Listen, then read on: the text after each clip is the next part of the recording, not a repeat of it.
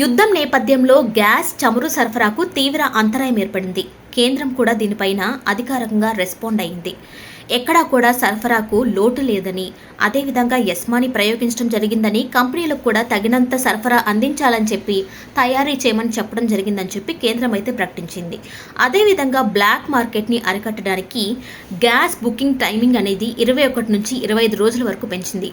అదేవిధంగా తెలుగు రాష్ట్రాల్లోని ఏపీలోని పౌర సరఫరాల శాఖ మంత్రి నాదెండ్ల మనోహర్ ఇప్పటికే రెస్పాండ్ అవడం జరిగింది.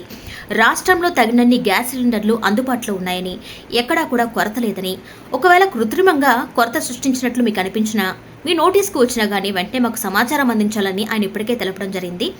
ఓవరాల్గా చూస్తే డొమెస్టిక్ సిలిండర్కి ఎలాంటి అంతరాయం అయితే లేదు, కానీ ఎటు తిరిగి కమర్షియల్ సిలిండర్స్కి మాత్రం అంతరాయం ఏర్పడినట్లుగా మనకు తెలుస్తుంది. ఓవరాల్గా చూసుకుంటే ప్రధాన నగరాల్లో హైదరాబాద్, బెంగళూరు, వైజాగ్ ఇలాంటి నగరాల్లో ఏంటంటే హోటల్స్ ఇవన్నీ కూడా ఎక్కువ ఉంటాయి. అలాగే వర్కింగ్ పీపుల్ కూడా ఎక్కువ ఉంటారు.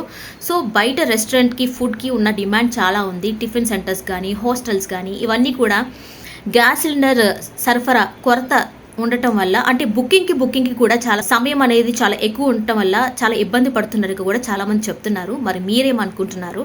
కమెంట్ చేయండి.